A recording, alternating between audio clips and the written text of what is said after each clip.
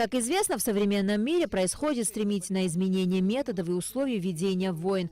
Появляются информационные, психологические, химические, биологические войны. Межведомственный научный семинар в Министерстве обороны был посвящен биологическому оружию, а именно возможности применения его на современном этапе. В своем докладе полковник Вадим Куртава отметил, что за последние несколько лет количество биологических лабораторий США в странах постсоветского пространства и по всему миру возросло в разы, что не может не вызывать беспокойства в Абхазии, так как подобные лаборатории были открыты в соседней Грузии. Он также отметил, что зачастую информация о деятельности таких лабораторий закрыта. Одним из таких секретных объектов стал построенный в Грузии Центр общественного здравоохранения имени Ричарда Лугара. Согласно официальной информации, основанием для строительства в Тбилиси лаборатории стал рамочный договор, подписанный между правительствами Соединенных Штатов Америки и Грузии еще в 1997 году при правлении Эдуарда Шеварднадзе. Между оборонными ведомствами Соединенных Штатов Америки и Грузии было оформлено соглашение о сотрудничестве в сфере технологий и патогенов, связанных с развитием биологического оружия и нераспространением информации в этой сфере. В числе докладчиков были также представители радиохимической биологической службы 7-й военной базы Министерства обороны Российской Федерации, дислоцированной в Гудауте.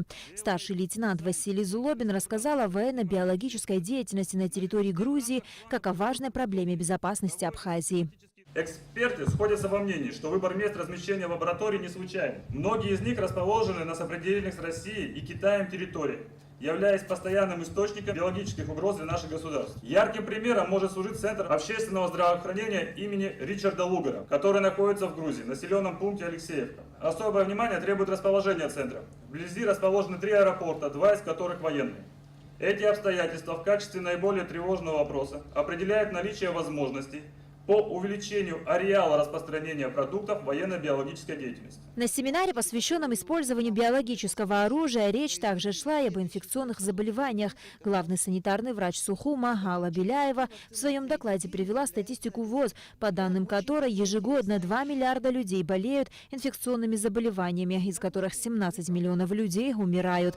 Беляева также отметила, что самым эффективным методом профилактики вирусных заболеваний является иммунизация. Я хотела бы сегодня обратить ваше внимание на такую важную часть биологической безопасности, как вакцинопрофилактика. Биологическая безопасность – это система медико-биологических, организационных и инженерно-технических мероприятий и средств, направленных на защиту работающего персонала, населения и окружающей среды от воздействия патогенных биологических агентов. Поэтому, кто имеет маленьких детей невакцинированных, задумайтесь над этим. По оценкам специалистов, иммунизация позволяет ежегодно предотвращать от 2 до 3 миллионов случаев летального исхода.